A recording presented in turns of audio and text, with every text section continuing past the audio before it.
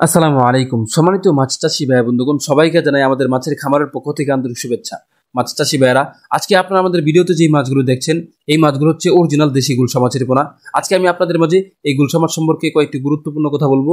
তবে যারা আমাদের চ্যানেলের মধ্যে নতুন, অবশ্যই আমাদের চ্যানেলটিকে সাবস্ক্রাইব করবেন এবং যারা পেজ থেকে আমাদের ভিডিওটি দেখছেন, আমাদের পেজটিকে ফলো দিয়ে রাখবেন নতুন নতুন ভিডিও পাওয়ার জন্য।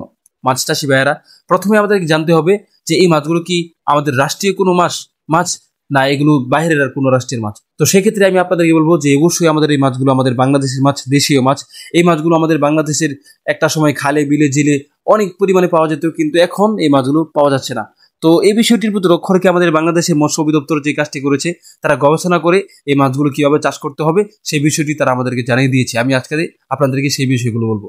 তার মধ্যে সর্বপ্রথম হচ্ছে যে আমরা জানি যে আমাদের বাংলাদেশের মধ্যে মাছ চাষের ক্ষেত্রে বিভিন্ন প্রকার নতুন শ্রেণীর মাছ যুক্ত হচ্ছে। তার মধ্যে প্রথম রয়েছে আপনার গুলশা, এরপর তারাবাইম, এরপর কুরাল, এরপর আরই বা আইর। বিভিন্ন ধরনের মাছ কিন্তু আমাদের বাংলাদেশের চাষের ক্ষেত্রে যুক্ত হচ্ছে।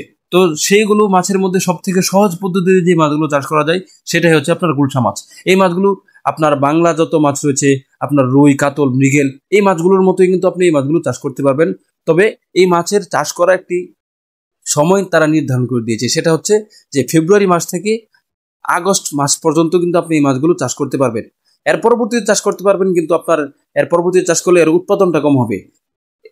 অর্থাৎ আপনি যে মাছগুলো বললাম এই মাছগুলোর মধ্যে চাষ করলে এর উৎপাদন বেশি হবে, এবং পরবর্তীতে আপনি যদি বছর জুড়ে চাষ করতে চান তাহলে আপনার উৎপাদন হবে, কিন্তু আপনার তুলনামূলক একটু কম হবে।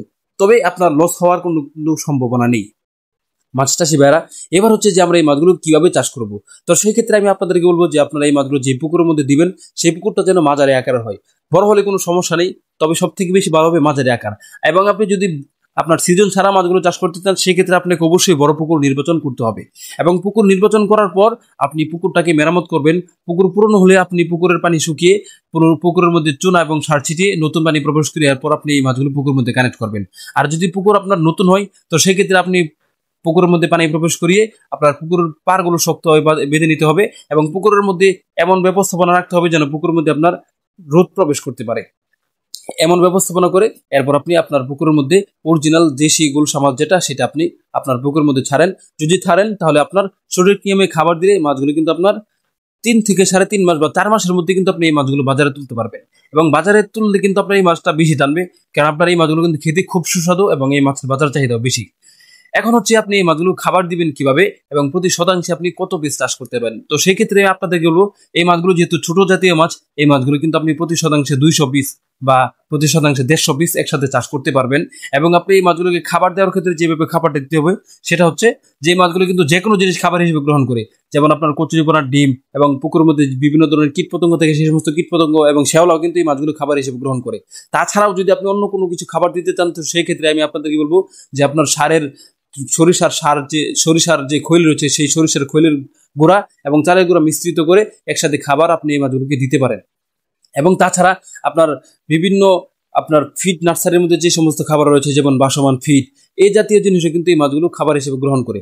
এবং আপনি যদি এই মাছগুলোকে এই সমস্ত জিনিস খাবার হিসেবে দেন তাহলে দেখবেন নিয়মতান্ত্রিক খাবার দিলে আপনার এই মাছগুলো কিন্তু অল্প সময়ে বাজারজাত করতে পারবেন। অর্থাৎ 3 থেকে 3.5 মাসের মধ্যে কিন্তু আপনি এই মাছগুলোকে বাজারে তুলতে পারবেন, যদি খাবারের নিয়মটা সঠিকভাবে দিতে পারেন। তো খাবার দেওয়ার নিয়ম হচ্ছে যে এই মাছগুলো আপনার স্বাভাবিকভাবে এই মাছগুলো আপনার রাত্রেবেলা বেশি খাবার গ্রহণ করে। আপনি দিনের বেলা খাবার দিয়ে দেখবেন যে এই মাছগুলো বেশি আসে না, কিন্তু রাত্রে খাবার দেবেন দেখবেন সব মাছ আপনার প্রত্যেকটা মাছই খাবার গ্রহণ করছে। তো সেক্ষেত্রে আমি আপনাদেরকে বলবো যে সব থেকে বেশি ভালো হবে রাত্রেবেলা খাবার দিলে, এবং রাত্রে খাবার দেওয়াটাই সব থেকে বেশি ভালো। দিনের বেলা দিলে সমস্যা নাই, তবে দিনের বেলা দিলে আপনাকে আসরের পরে খাবারটা দিতে হবে। তো মাছ চাষি ভাই বন্ধুগণ, এই ছিল আমাদের আজকে মাছের এই মাছ সম্পর্কে কিছু কথা। এই মাছ সম্পর্কে আরো বিস্তারিত জানতে চাইলে আমাদের হোম স্ক্রিনে দেওয়া নম্বরে যোগাযোগ করতে পারেন, এবং যে কোনো মাছের পোনা ক্রয় করতে চাইলে আমাদের কাছ থেকে যোগাযোগ করে নিতে পারেন। ধন্যবাদ সবাইকে।